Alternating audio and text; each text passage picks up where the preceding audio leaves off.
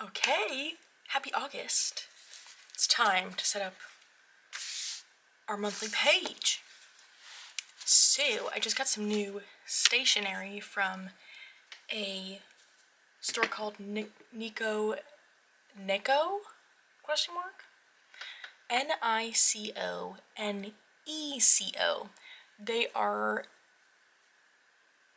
Their storefront is in Brooklyn. I just love their stuff, first of all, but then also it gets to me super quick since it's in New York. Anyway, this is stuff I've been truly eyeing for so long.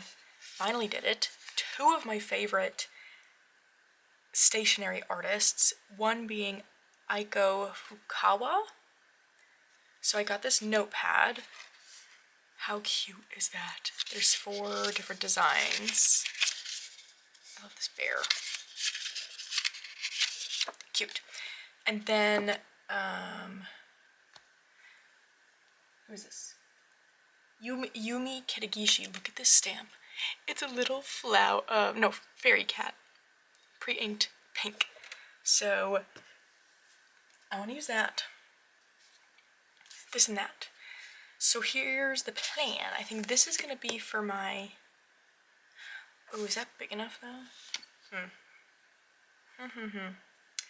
Because the side is where I write down all my new decks.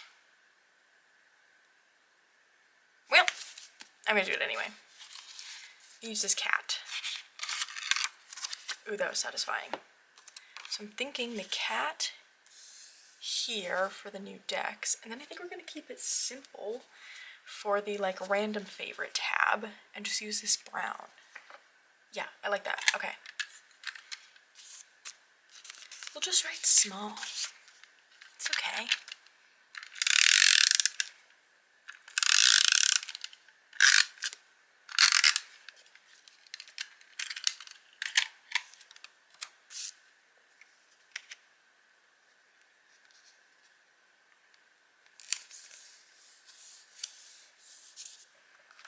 Okay. Post it.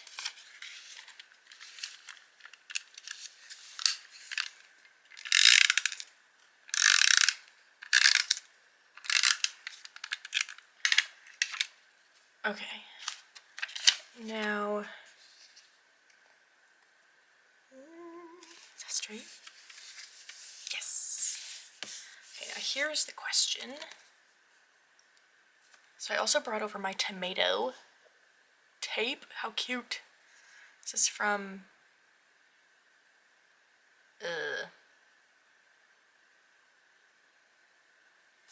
Katie Daisy, is that what her name is? How to Be a Wildflower. Yeah, Katie Daisy. Cute. I think, no, we're gonna use this, because I really like this, and I haven't gotten to use it much. But I know a lot of people, July is tomato season for them, but in my garden, it's always ends up being August. I don't usually get red tomatoes until August. And this year has been slow regardless, so I don't know. We'll see what happens there. Okay, I like that. What did I do? Oh, I did really like what I did for July with all these flowers. Do I just want to do this? Is that feeling like the vibe? Like a stamp there and a stamp up there? I think it might be. Just because. Oh my god, how cute. Wow, that works well on this paper. Oop, backwards. Okay, love that so much. That's so cute. Oh, I always forget I've got this tape roller too that's Yumi Kitagishi. Is that gonna be chaos if I do that? I think it might. Let's not do that. It's gonna turn into too much, I think. So, should we just leave it there? I think that could be good. We don't want to do too much. But I do already have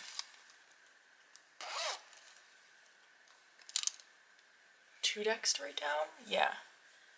2 decks. Spoilers. Whoa. And my new decks. The first one being the Chicken Tarot. and the Forest Spirit Tarot. It's like, no, I think that'll be plenty of space. Okay, and then I'm gonna do my month setup. So, you know what, let's close this. Where's my little band? Huh, I don't know. It's quite the mystery. It'll show up. Oh, it's over here. Okay. Alright, so then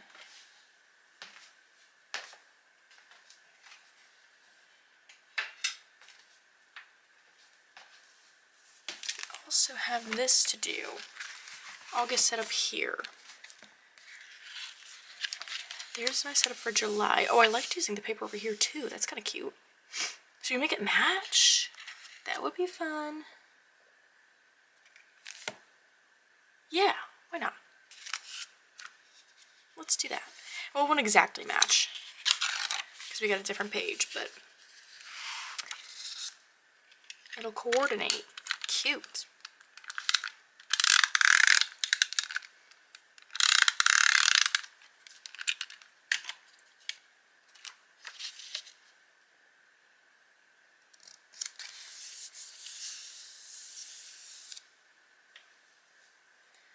Do we want to do tomatoes down here too? I think so. Why not?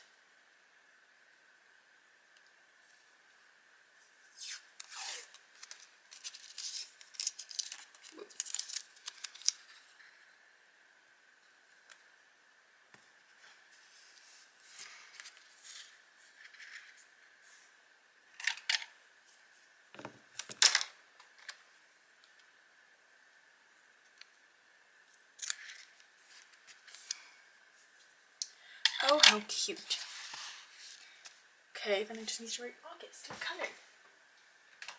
I want something like in the yellow realm. I know what I want. And I'm hoping it's in my bag.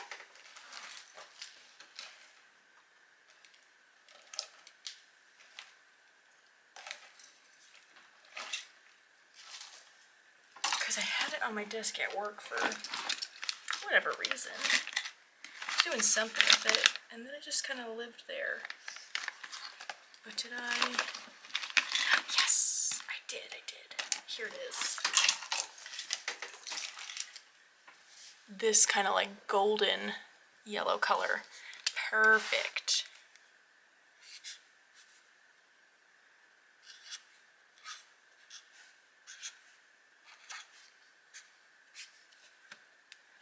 Ooh, love that. Okay, I think that's, you know what?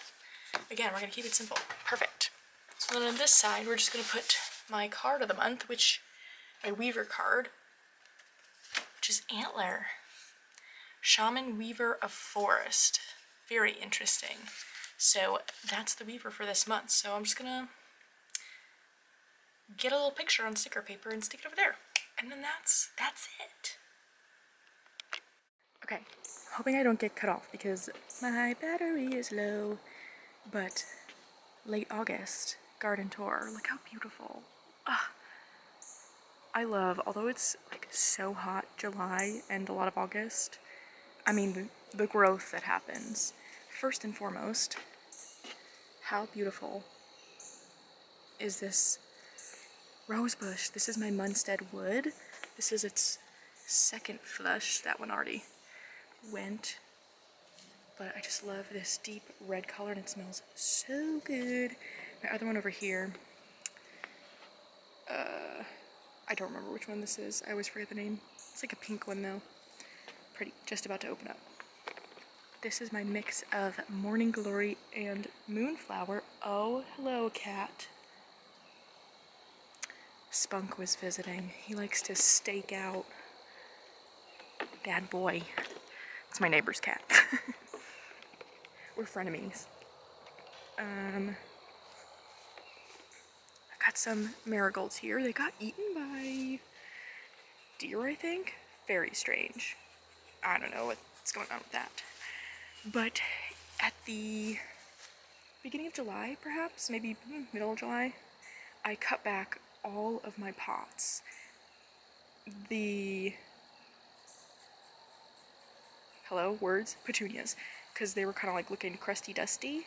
And look how nice this one came back. This pot just has been doing so well all year. I love those marigolds. My cosmos have some sort of weird buggy on them, so bug warning. Anyone know what that's about? Don't love it. But my straw flowers are doing nicely. I started these from seed. This is called Gloriosa Daisy. It is a just variant of Black-Eyed Susans. The flowers are huge. Hand for comparison, compared to like those guys over there that are Regos. Oh, I see a dahlia that has fallen. My sunflowers are gonna open up any day. I'm so excited. I have never successfully grown sunflowers before. What else? Oh, look at what my roses are doing. 2 of them are like, they're not climbers. What are we doing here? And over here too. They are like shrub, the shrub variety. So what is happening? We've got lots of dahlias going on that I just love so much. This red, total surprise. This is from the ones my coworker gave me. Which she thought were all like this. This is the Thomas A. Edison, something like that, dahlia. Shout out to Thea from Garden Goddess Tarot who helped me ID that, because we had no idea. And my coworker was also so excited to learn the name. But yeah, we thought they were all like that, but there was red too, so yay. My roses, it got much cooler here on the East Coast, and the roses are loving it. My yellow one, I'm having like, it's been an odd summer, just like with the temperature. We had it really hot for just like a little bit, not complaining, but some things aren't loving it. Like my zinnias aren't doing super amazing this year, but they're trying their best, you know? But my roses are loving it. Look at this guy. So pretty. And the sweet peas. They're just about kind of wrapping up now, but they've been doing so well. Oh, I also love this nasturtium. It's called Mounding Cherry. I need to plant those every year. I love them so much. What else? I don't know, everything's just doing amazing. Oh, one of my other favorite plants. This is called sneezeweed. Oh, hello. We have a little friend. How cute is that? And doesn't it look like tie-dye? It's so pretty. I love it so much. My cardinal flower is kind of wrapping up.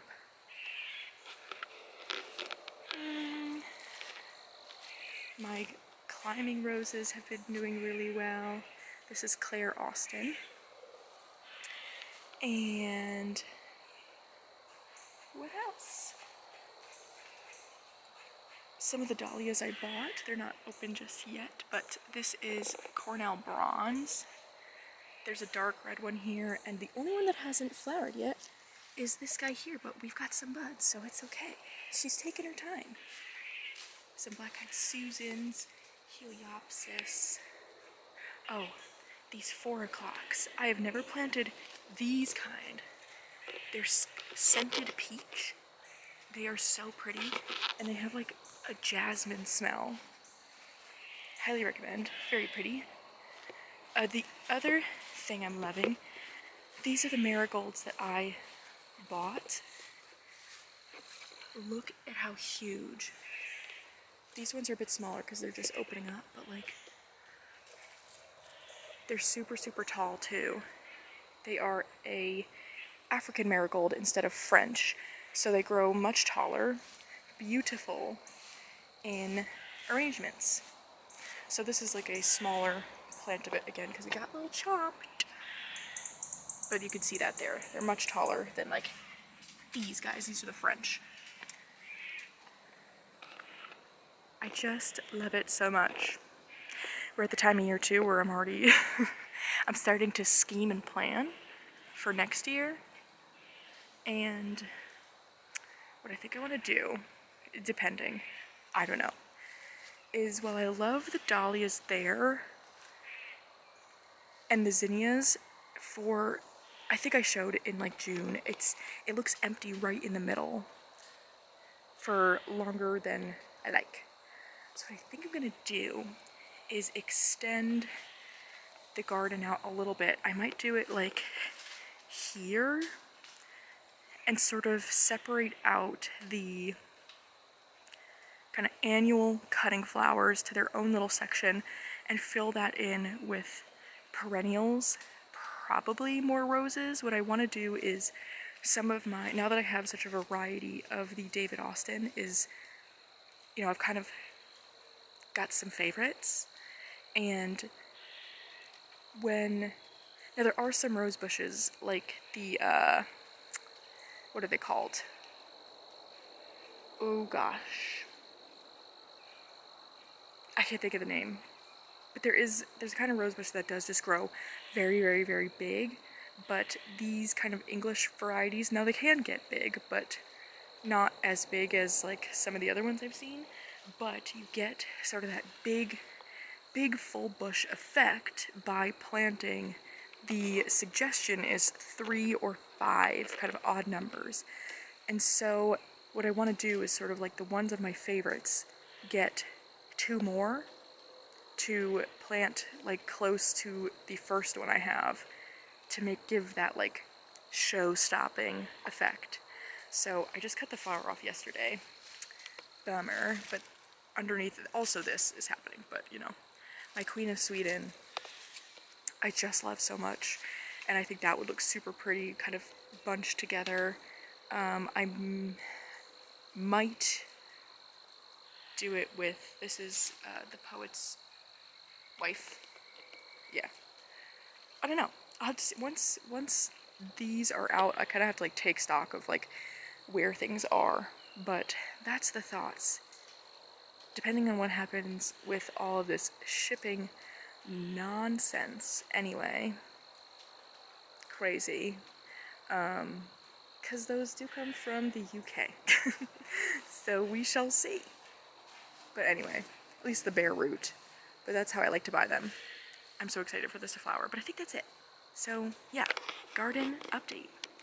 Okay, time to get into the deck favorites. So, first and foremost, let's start with what I used slash the favorite I used for the different practices I do in the month. So let's start with Dawn Michelle's Weaver's practice. This month the story theme was Wind in the Willows. So for that I used, I wish I could remember the name of this, but I'll have it linked below. It is part of at least a fairy tale card game, like story card game. There's 2 different kinds of cards, but I really like this one where it kind of gives prompts. I like to use it as an oracle. And something about, I don't know, just the vibe of this felt very Wind in the Willows, like all this greenery and the parchment. So that was the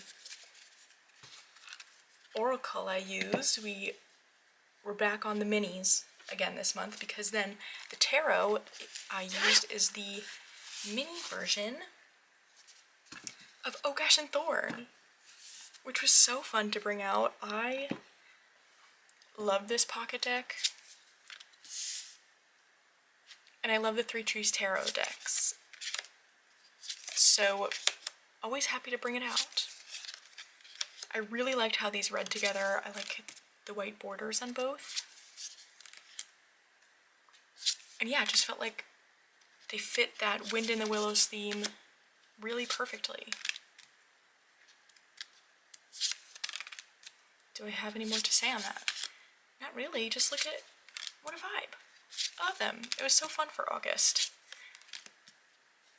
So yeah, that was the pairing I used for the Weaver's Practice.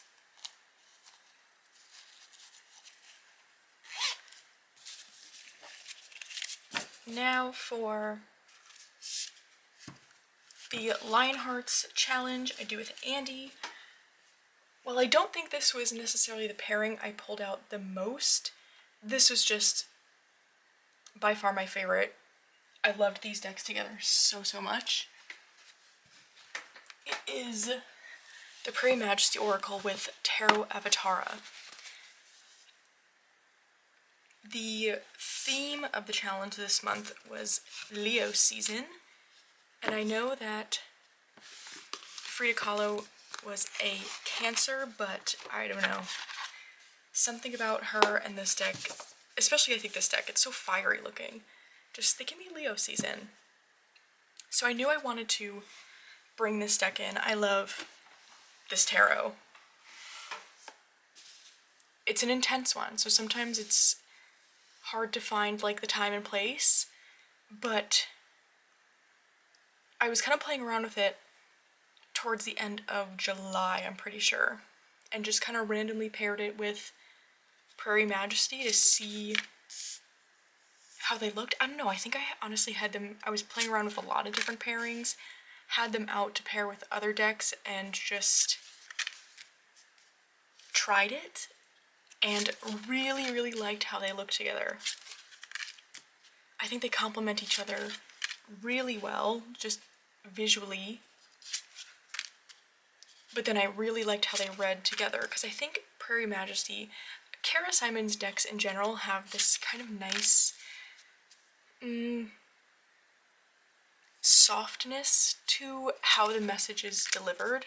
Not that everything is soft and fluffy, not meaning it that way, but just, I don't know, the way she writes, there's a softness to it, where the Tarot Avatara can be very intense.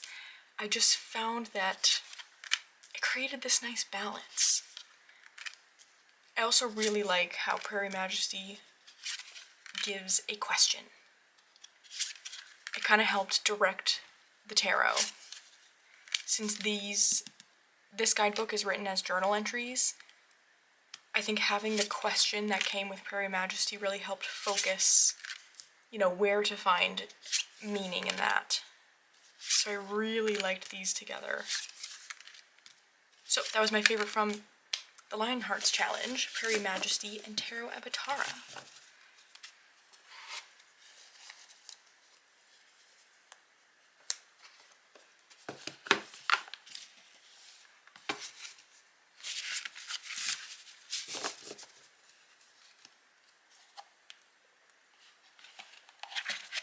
Okay.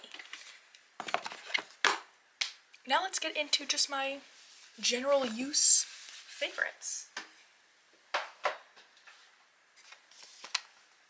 I have two specific pairings and then two just decks on their own. The first being the Discovering Beauty Tarot. This came in probably like halfway through the month, but what an impression it made. I love this deck so much, to the point where I'm like, while I usually get so excited to switch from summer decks to fall decks, this one made me a little sad because it feels pretty summery to me. I think it still could definitely be used in September, but I had a whole plan. And so I used it as much as possible for the second half of August, and there's something about it I really like. I have a feeling it's not necessarily going to just stick to being purely summer. But I don't know, everything about it, the way the book was done, the artwork, the whole concept behind it, it's gorgeous. The production quality, amazing.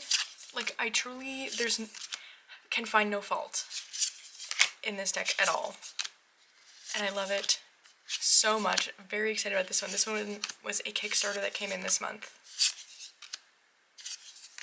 so good. I have a walkthrough of this up if you're curious, but that is the Discovering Beauty Tarot. Then the next one also came in probably about halfway through the month, but again, just what an impression it made. The Whales Can Save Us Oracle. Now, I wouldn't necessarily say, as I say often, especially in the summer months, I'm not really much of a beach person, and I like whales, but, you know, they tend to be in, like, kind of oceany, beachy decks, and that's not my thing. So I never expected to back a Kickstarter that was entirely whale-themed, but I think since the theme is 100% whales, something about that I really like. Also, look at these backs. Isn't that so beautiful? I also like that this was done completely in colored pencil. I think that's just really interesting. But what really drew my attention about this deck, other than just the colors and the artwork, is that instead of a key phrase, you get a question. I love an oracle deck that poses a question. Just with the way that I tend to use oracle, it really works in my readings because I use it as kind of the leading card a lot of the time. And so something like this is really just a good tool when I'm doing a tarot reading to kind of start it off by posing a question. And what I really liked when this came in, and I could kind of get into it, is in the guidebook, you get this question, but when you pull it, if you don't really feel like the question applies, when you go into the guidebook, there's, I want to say, like at least 3 different rephrasings the creator put in that I have found, at least, that if the main question isn't quite hitting, when I read the rephrasings, at least one of those sparks something of like, oh yeah, that is something I've been meaning to look into, or like would be good to look into for the day. I really have enjoyed this deck. Again, love the colors, the art style, and that the question aspect I think is so good. So definitely a big favorite this month. Whales Can Save Us, the Oracle. Alright, onto the pairings. First and foremost, this one has just really excited me. It is the Illuminated deck of Holy Souls with the Black Salt Tarot. Now, what I like about this oracle really intrigued me. And so on the second, I want to say second, maybe third round of pre-orders, I finally was like, okay, let's do this. Because I just wasn't sure initially if a deck of saints was really something that was gonna jive with me.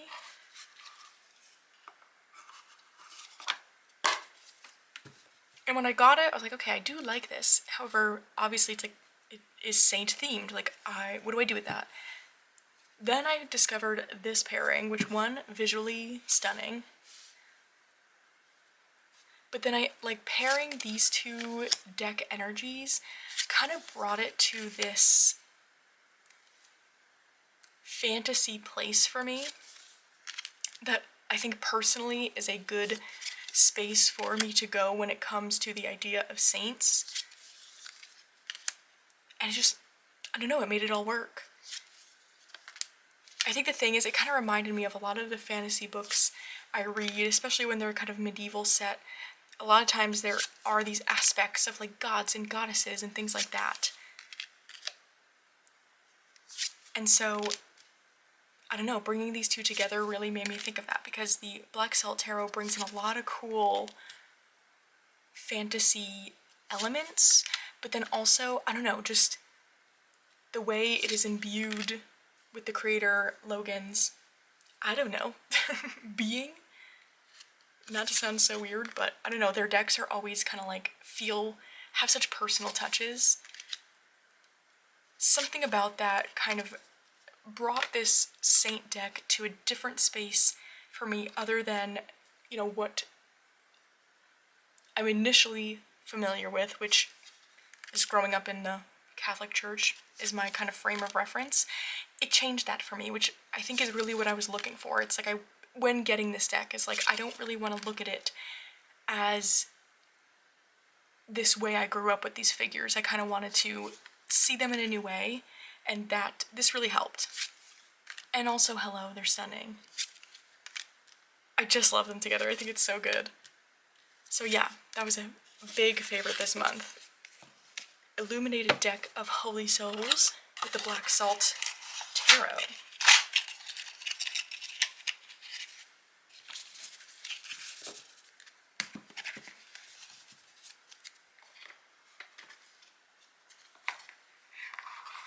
These, they feel like permanently bonded now. They sit on my shelf just together. Okay. Last but not least is a pair that came about from one of the little capsule collections I created in a recent video. I decided that I would use two of the capsules in September, and this last one felt a bit more summery. So I ended up using it pretty much for most of the last 2 weeks of August, other than those first two decks kind of going in and out. But by far from that capsule, these two paired together were the stars of the show. And that is the Southern Gothic Oracle with the Hedgewitch Tarot. So much so that I actually ended up putting this pairing into my September Lionhearts lineup, because I didn't want to put them away yet.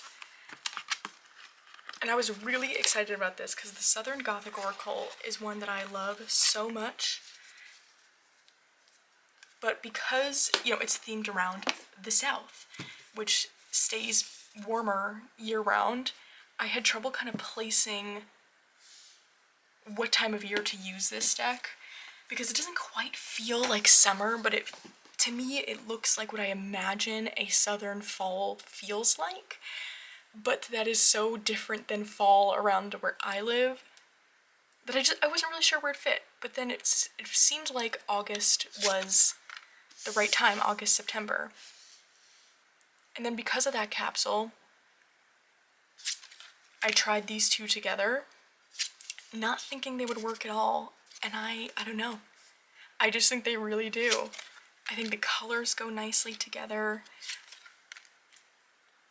I've loved how they read together. It brings, because I think with the Southern Gothic, it's already kind of slightly getting into that idea of these like mundane Southern things meet a little bit of magic. And I think this Hedgewitch Tarot, which to me is also kind of, I think a bit more so, blends that magic into perhaps some mundaneness. I think leans more heavily towards magic, where this leans more heavily towards like everyday life. I think they create this beautiful balance of this, I don't know, very realistic, magical feeling world. And I really like them together. And I was so excited to be really consistently using Southern Gothic. I love it so much. I am so excited. I backed the latest Kickstarter to get, the creator made a new deck out of the shadow cards for both this and the Southern Botanic, plus some new ones. I can't wait. I have both of those add-ons that didn't quite shuffle into the decks super well for me, so I ended up just kind of like combining those and keeping them as like a little shadow deck. But I'm excited to have an official shadow deck, because these oracles are so good. They're so beautiful. But yes, a fantastic pairing in my opinion. I loved using this for that last bit of August. Okay, I think that's it. So I'd love to know what your favorites were this month. Was there anything you really loved using? Or did you do anything fun? I like hearing. But other than that, that is all I have for you today. I hope you're having a great day so far, and I'll see you again very soon. Hello there, it's time to get into the favorites of the month. Where to begin? It was a very, very, very busy August. We had like 3 weekends in a row of just doing things. Ooh. Fun things, but you know, I love a break. And so it felt a little bit like going. And then we also, for those 3 weeks in August, we're closing out summer reading at the library. So all fun things, but what a breath of fresh air the coming of September always feels like. I don't know if anyone else feels like that, but even though I don't go to school anymore, it feels like such a reset. I'm laughing because I saw a meme yesterday that said September 1st is New Year's for the girls. Like, yes, that's exactly how I feel.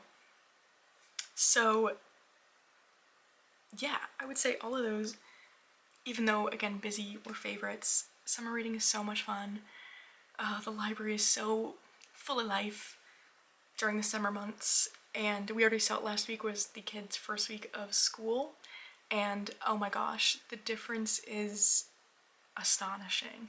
A little bit dramatic because, you know, even people with younger kids or like homeschool kids, that first week of school tends to be so empty because of course like you're getting back into a routine, because even people who homeschool, they usually kind of just start, it seems from my understanding and from talking to them, it seems like they really kind of ramp up alongside the school starting. So yeah, but it's just it's such a shift. So yeah, I only have a few random favorites, starting with, I didn't even bring it in here with me to show, but that's okay because it's just a sample anyway. It's a perfume sample that I got. It is from a brand called Commodity. They are coming out with, if you're in the perfume internet at all, you might have already heard about this. They're coming out with a perfume in collaboration with one of my personal favorite perfume social media, what would you call it? I hate using the word influencer, but I suppose that like she's an influencer. Her name is Emma from Perfumerism. Yes, Perfumerism.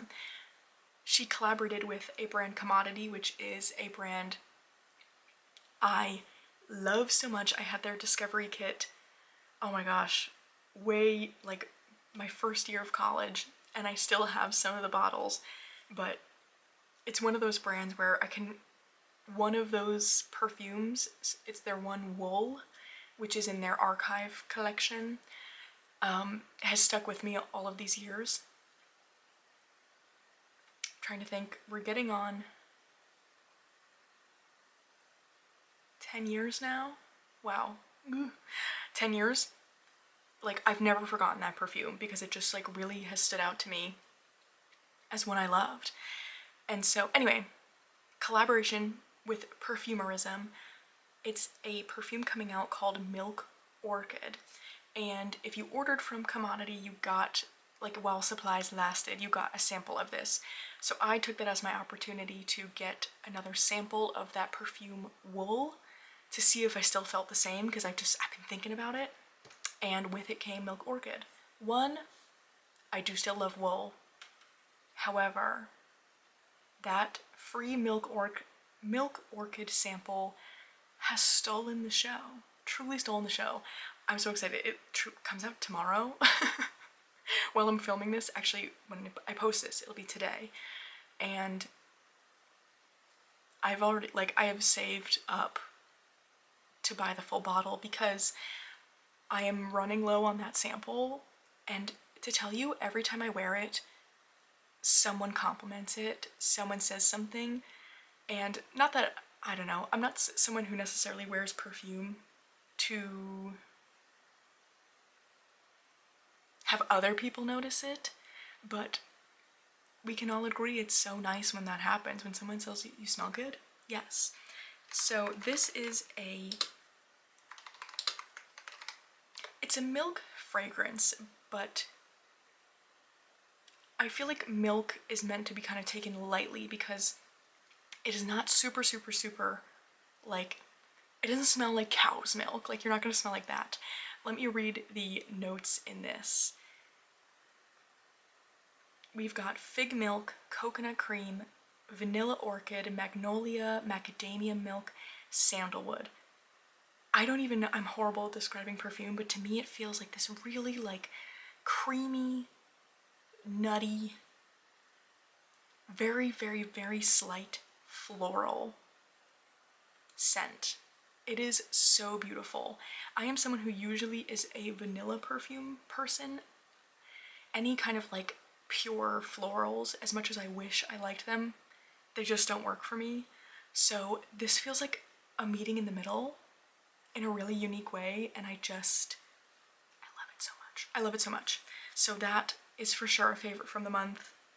I cannot wait to own. When it comes to full bottles, I will more so usually buy if I like a perfume, I'll do the travel size a lot of the times because, I don't know, having a selection of perfumes, like how fast am I really gonna go through a bottle? Do I need to buy the full thing? Or, other trick, I like going to eBay, but every once in a while, one of them just like steals the show in this way, and I'm excited. Okay, my other random favorite is, I feel like this has been a favorite before, but it is a nail polish brand, Manicurist, and I know I've definitely mentioned them before because I have a few other colors, but I got a new set of colors to kind of transition or like go into fall with. First one being this color called Moon.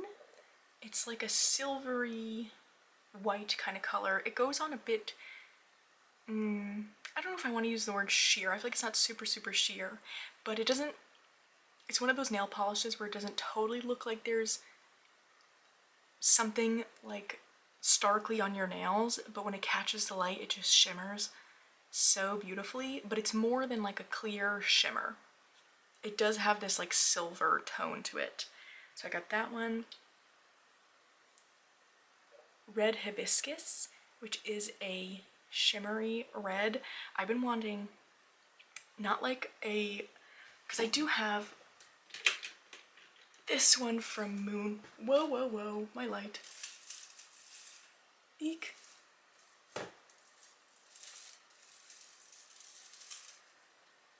Hold on. Hold on. Okay. Unfavorite is, I somehow broke the stand of my ring light. So whenever I accidentally hit into it, it starts keeling over. So it's resting precariously against the wall. But I'm like, oh, the light works. I'm not gonna buy a whole new one because of this stand. Anyway, that's an unfavorite. So I have this one from Mooncat, which is obviously like a brighter red. But this one is more of like a true, like sparkly shimmer.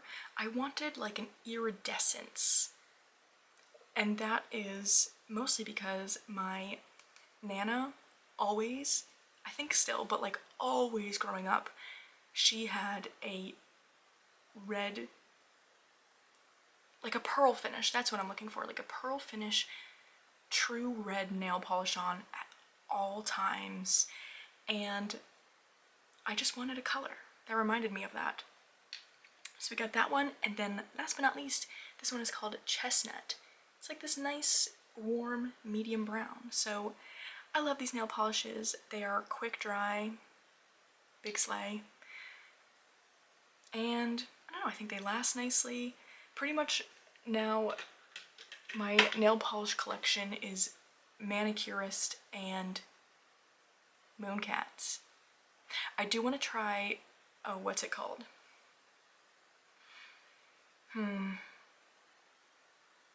Lights Lacquer, because I know Marlena, that's the brand she loves and always shows on her channel, and I do want to try those. but I do love those two brands that I have. Okay, that's it for random favorites. So let's get into books. Now, lock in everyone, because I read, let's count, shall we? Actually, and I truly finished one on the last day of August, so that's not even in here. Where do we start? I don't know what happened. I am usually good for like 3 books a month. Truly, I don't know. I mean, yeah, one of them I finished like August 1st, so let's see. 1, 2, 3, 4, 5, 6, 8. 8 books this month. I don't know. Nope, 9. 9, because I didn't write down the other one. Crazy. So the first one I read, this one was an advanced release copy from NetGalley. It is The Princess of Blood by Sarah Hawley. This is the second in the series of the Shards of Magic. The first book was Servant of Earth, which I loved so much. I read that a few months ago. 5-star read for me. So good. So this is the second in the series, so we continue with the story. And what I really liked about this is that it's not like we picked up somewhere like random in their lives. The book ended for Servant of Earth with a certain big event, and the second book picked up minutes afterwards. I mean, I don't know if I've ever read a sequel where like that's the case. Minutes. Oh, so good, so good. It's like she knew. I was like, I want to know what's going on. Incredible. I gave this one 4.5 stars, only because it felt a little bit like, I know there's definitely going to be a third book. I don't know how long the series is planning to be, but this second book felt to me like the necessary story in between that first moment, and then the second book had a big cliffhanger into like a huge like next part of the story, and it felt like the necessary in between.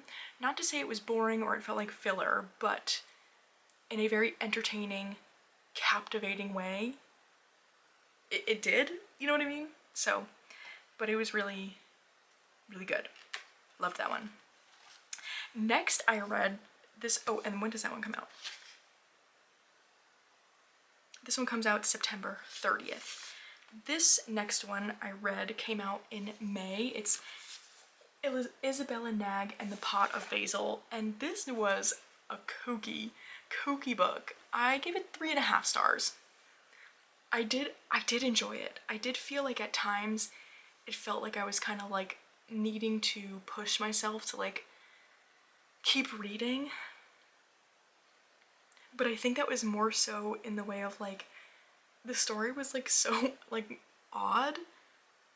In a good way though. If you like fantasy and stories that are a little kooky, medieval setting, you would like this. Like 3.5, getting to those 3 stars is like lower for me, but I still would recommend it. And it's a short one. It's 280 something pages. So that was the next one I read. Next, I finally read The Spell Shop by Sarah Beth Durst. I read her second book, The Enchanted Greenhouse, back in spring. Loved it. That was a 5-star read for me. And so finally got around to reading this first one, and it was 4.5 stars for me. I think I loved this book. I read it so quickly, 4 days, and it was a good, cozy fantasy romance. I love this world that the author has created. It truly like didn't get that 5-star because I don't know, something about that The Enchanted Greenhouse I just loved so much, and I feel like this one didn't like quite get to that level. However, I feel like that's a good thing considering technically the order would be the spell shop and then to read the Enchanted Greenhouse, so it's like, it's just getting better. She's got another book coming out in the spring maybe that I have an advanced reader for waiting for me. The Faraway Inn, I think it's called. Oh, I can't wait.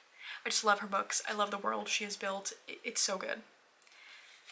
Next, this is an advanced reader. This one comes out in November.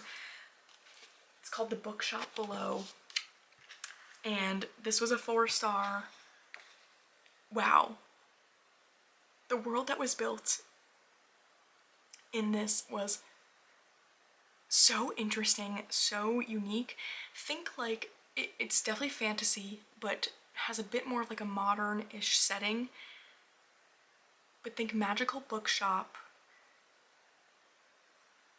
mystery, and then there's like a network of bookshops underground that like feed power to the, like, I don't even know what to say without giving it away, but like magical bookshop, yes, but not, this was not a cozy fantasy. It definitely, there was mystery, there was suspense. All of the characters, except for like one, but the main character, very like morally gray, which I think is so interesting. Like really all of the characters you could kind of see like, ooh, okay, like I don't super agree with that, but I see why they did it. Like, I love that kind of questioning. Really good. Highly recommend. Next, can you believe, like, so many books. I finally read Assistant to the Villain, which I feel like gets recommended all the time. This was 4.5 stars for me. What a fun read. This was a fantasy romance, I would say, but where do I even begin? Again, like medieval setting. I would call this fantasy rom-com. That's how it read and felt to me. The moments, it had me like laughing out loud. It felt very rom-com-esque, like heavy on the com. I loved the characters so much. It is about the main character, I forget her name already. The main character becomes the assistant to the local villain. And again, it gets into this like morally gray area of like, are they good, are they bad? Like, I loved it. It was so good, it was so good. And there is the third one in the series just came out, so I'm gonna have to read the second one soon. This was the first, if I didn't have so many books like on my list to read soon and like the advanced readers copies to work my way through, this is the first series in memory that I could have gone right into the second book. I usually can't do that. I usually need a break in between and then can go on to the next in a series. I could have just rolled right into the next book. I loved it so much. So good. Okay, next. A Tea Kingfisher, What Feasts at Night. This is her horror series. Again, love the setting, love the medieval feel. This one was 3.5 stars. I think only because I didn't love it as much as the first one. The first one was like so captivating, and something about the mystery, first of all, like the horror aspect in this one, I didn't find to be that horrifying. The first book, while I didn't think it was like super scary, it still gave me like this like ugh kind of feeling. This one didn't. I love the characters though, honestly, and they're novellas, so this was 151 pages, so it's a quick read, and so I enjoyed it. I did. I don't think it was as amazing as the first one, but I still really liked it. I have the advanced reader of the third book that's coming out September 30th as well that I'm reading next, I think. Very excited about it. Okay, 3 more. The Second Death of Locke. If you are a fantasy reader, you've probably been seeing this. It comes out September 23rd. I feel like I keep, like, everyone is like highly anticipating this. I got it as an advanced reader and oh my gosh. I gave this one 4 stars, but honestly, I think it could have been 5 if I had been more in the mood for like a kind of more like epic feeling fantasy. I was in a bit of a cozy fantasy mindset, but really wanted to read this one. So I do recognize that I think if I had been in the mood for this, it really could, like, I probably would have given it 5 stars. But regardless, wow, wow, wow, wow. It follows the, first of all, Lady Night. Hello? It's a world where there are mages and their magical wells. So someone who is a mage can only work their magic by being fed magic from someone who is a well, which means they can, like, the wells have the magic, the mages can use the magic. So there's this, it's creates these partnerships, and so it follows the story of Gray and Kiernan, I think. And I'm not saying, that's definitely not it. I'm putting that in Kier. I don't know. And like it's this romance, but also again it's got this epic fantasy feel. The story's broken up into 3 parts, and I find a lot of times when books are broken up into different parts, it can be hard to do that in a way that makes sense and doesn't make it feel choppy.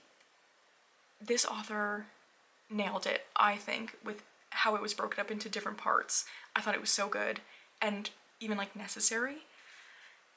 I don't even know what else to say without, like, I'm always so nervous I'm gonna give it away, but it was a book that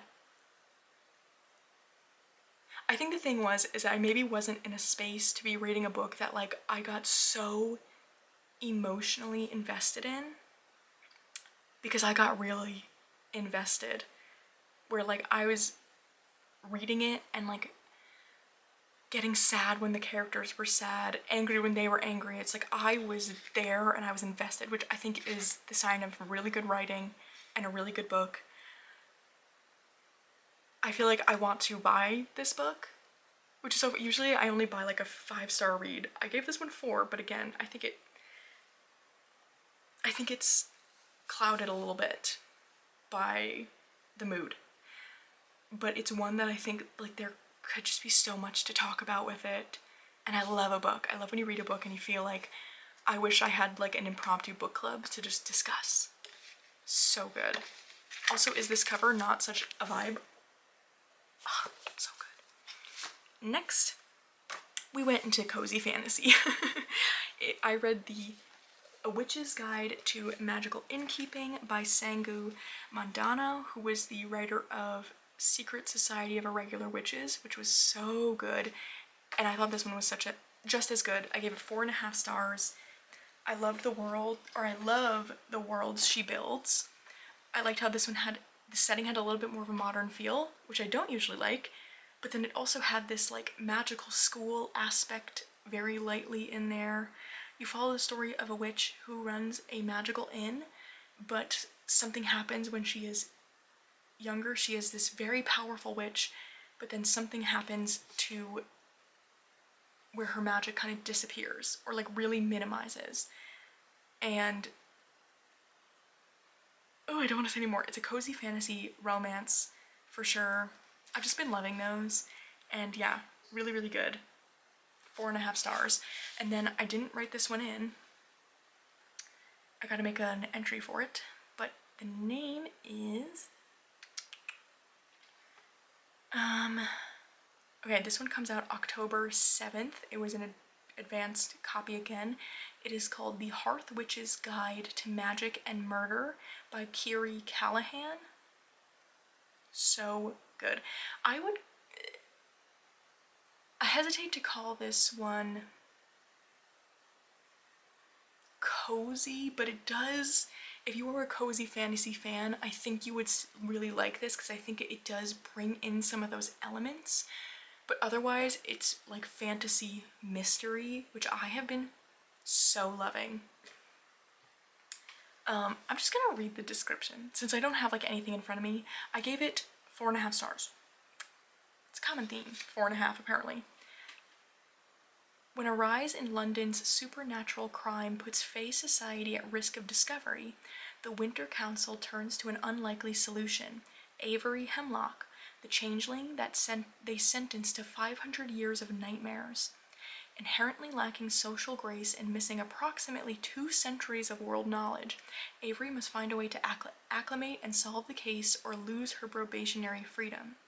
After being left at the altar and dropping out of medical school, Saga Trigg attempts to rekindle her faith in life, humanity, and witchcraft. But when her new neighbor, Avery, accidentally reveals the Fae that have been living among humanity all along, Saga realizes magic is far more than prayers, intention, and candles. So it's these two characters that come together, one who is changeling, half Fae, half human, and Saga, who thinks she is purely just like mundane Hedgewitch, how like we would use that term, where like it's more like rituals and like a practice. She doesn't realize she is conducting actual magic. And then they solve the mystery of these crimes, and it's the first one in a series. I can't wait to get another one. Ooh, it's so good. It was so good. Highly recommend. Oh my gosh, I feel like I've been talking forever. I read so many books. Proud of myself. We've been very focused lately, clearly. So yeah, those are all the books I read in the month of August, which is funny, again, that I read that many considering, like, it was busy. I don't know. But yeah, so without further ado, I'm going to turn the camera around and get into the decks.